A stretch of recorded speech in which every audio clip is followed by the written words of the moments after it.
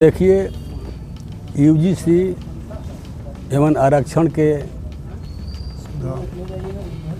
लेकर के हम लोग बैठे हुए हैं कि आरक्षण आर्थिक आधार पर हो। और अभी देखिए कि यूजीसी लेकर के आपको जो है जंतर मंतर पर चल रहा है। इसमें मेरा कहना है कि सारे स्ववर्ण के लोग जो हैं सोशल मीडिया से हो जैसे हो इसका विरोध करें। और मैं इसमें आगे बढ़ा हूँ, सारे स्ववर्ण भाइयों से मिलूँगा। यदि वो लोग मेरे साथ चलने के लिए तैयार हो या वो अपने साथ चलाने के लिए तैयार हो, यदि वो लोग भी आगे आते हैं तो उन लोग के पीछे मैं चलूँगा। आज हम लोग राजपूत विचार मंच के केंद्रीय कार्यालय में हम लोग केंद्रीय अध्यक्ष DN चा के नेतृत्व में हम लोग कॉन्फ्रेंस किए हैं, जो कि समाज में बहुत एक पीड़ा आई है, जो कि यूजीसी को लेकर के। यूजीसी के कारण मैं युवा हूं, तो ये कहना चाहूँगा कि जो हमारे छात्र हैं, जो अभी समाज में अभी तक एक अच्छे पद पे पढ़ लिख करके शिक्षा लेकर के IPS जज और अच्छे मुकाम लाते थे, जिससे हमारा देश का नाम रोशन होता था, ऐसे छात्रों पर उन्हें बिना किसी कारण से उन्हें फंसा करके, यूजीसी एक ऐसा कानून है जो फंसाया जाएगा, और उस पर अगर कह दिया गया कि ये गलत है तो बिना जांच करके उसे फंसाया जा रहा है। तो ऐसा कानून को वापस होना चाहिए।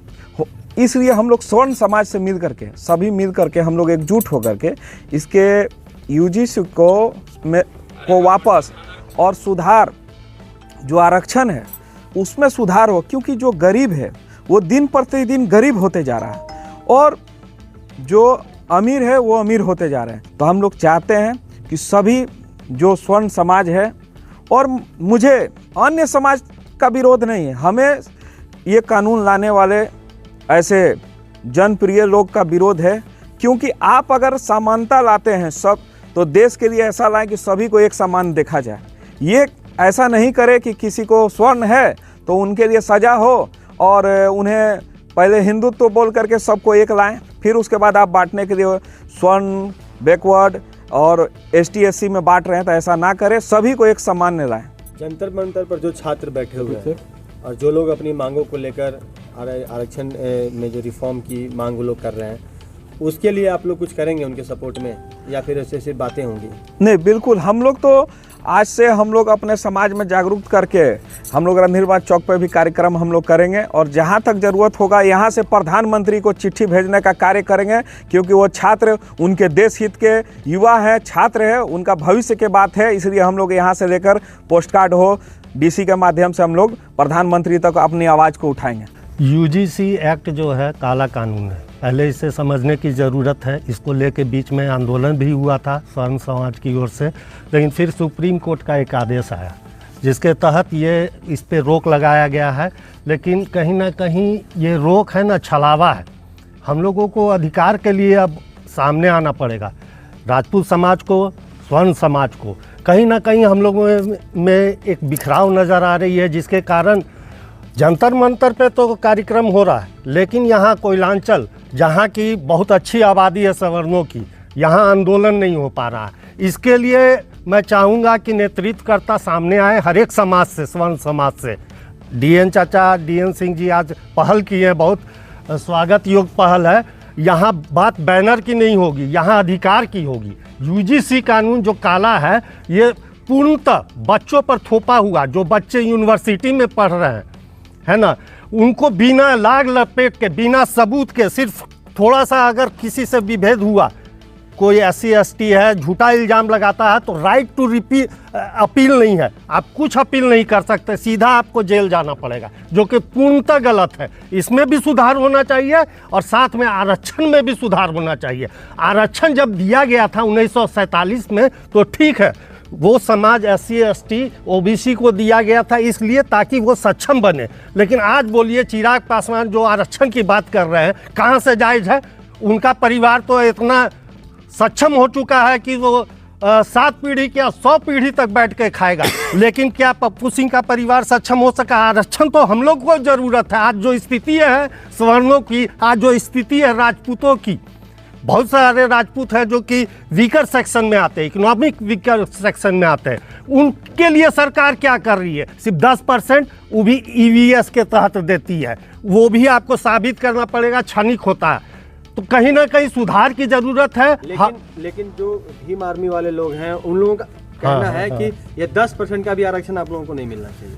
क्या बात करते भीम आर्मी, एक तो बच्चा को पूरा खिला दीजिए, इतना खिलाइए कि वो उल्टी करने के कगार पे है, और एक बच्चा क्या कुपोषण का शिकार बन जाए। और राजपूत समाज का जो गरीब है कुपोषण का शिकार हो रहा है। जो गरीब गुरुबा राजपूत में भी गरीब है, जो सक्षम नहीं है, बच्चे का फीस नहीं दे पाते हैं। ये ऐसे भी समाज में, राजपूत समाज में, चाहे स्वर्ण समाज में भी लोग हैं जो अपने बच्चे का फीस नहीं भर पाते। दिल्ली यूनिवर्सिटी का क्या यहाँ के यूनिवर्सिटी में नहीं पढ़ा पाते हैं। मेडिकल का फी SC ST को जीरो है उसका 1 करोड़ से ज़्यादा। सामान्य जाति को 1 करोड़। बिल्कुल, कहाँ है? एक ठो को आप पैर में पत्थर पहना दीजिए दौड़ने के लिए, और एक ठो को आप फ्री छोड़ दिए, तो कौन जीतेगा? जो फ्री है, जीरो वाला। उनका कट ऑफ मार के देख लीजिए कितना, 40-50 में हो जाता है। हम लोग का कितना है? 120 में 90 लाइएगा तो भी अच्छा यूनिवर्सिटी आपको मिलेगा कि नहीं, कौन सा डिपार्टमेंट मिलेगा, कोई ज़रूरी नहीं है। तो एक आंख में काजल और एक आंख में सुरमा नहीं चलेगा समाज में। स्वर्ण समाज अब उठ के अपने मजबूती के साथ इस आंदोलन को लड़ने के लिए तैयार है। आज हमारे शीर्ष नेता जो कि बड़े बड़े पदों पर आसीन हैं, राजनीति में श्रेष्ठ स्थानों पर हैं, उनके भी मुंह से भी जबान नहीं निकल रहा है। उन लोगों को भी आगे आना चाहिए, सबके साथ इंसाफ होना चाहिए, सबको न्याय मिलना चाहिए। जो गरीब है उसको मदद होनी चाहिए, उसका विकास होना चाहिए, और जो सक्षम है चाहे किसी भी जाति से हो, उन पर आरक्षण नहीं मिलना चाहिए, आरक्षण का लाभ नहीं मिलना चाहिए, आरक्षण सुधार होना चाहिए। UGC ला करके जो आने वाली पीढ़ी है, जो देश को, राष्ट्र को कुछ दे सकती है, उसके पांव में जंजीर बांध दिया गया है। पूरे विश्व में कहीं पर भी आरक्षण नहीं है। आज हमारे देश के अच्छे अच्छे लड़के हिंदुस्तान छोड़ के बाहर में जाकर नौकरी कर रहे हैं, अच्छे अच्छे पदों पर हैं। यहाँ पर कोई अहमियत नहीं है। यहाँ आरक्षण का मार झेलना पड़ता है, यहाँ UGC का मार झेलना पड़ता है। इसलिए देश में मेरिट को दबाया जाएगा तो देश की तरक्की कैसे होगी? हम कैसे देश का विनाश होगा। आज 0 पर नंबर और 10-20 नंबर लेकर के मेडिकल में जो डॉक्टर बनेंगे, उनको ऑपरेशन करने की बात होगी तो क्या ऑपरेशन करेंगे? वो जिंदा आदमी को मार देंगे। UGC और आरक्षण क्या है? एक कोई मौलिक अधिकार नहीं था, एक संविधान में नीति निर्देशक तत्व है। नीति निर्देशक तत्व के तहत यह किया गया था कि 10 साल के लिए जो पिछड़े हैं, आर्थिक रूप से कमजोर हैं, उनके विकास के लिए कुछ सुविधा दिया जाए। और 10 साल बढ़ते गया। अब ये बताइए कि 10 साल बढ़ते गया तो आज मंत्री का बेटा है, उनको भी आरक्षण चाहिए। IAS का लड़का है, उनको भी आरक्षण चाहिए। IPS का लड़का है, उनको भी आरक्षण चाहिए। क्या उनका विकास नहीं हुआ?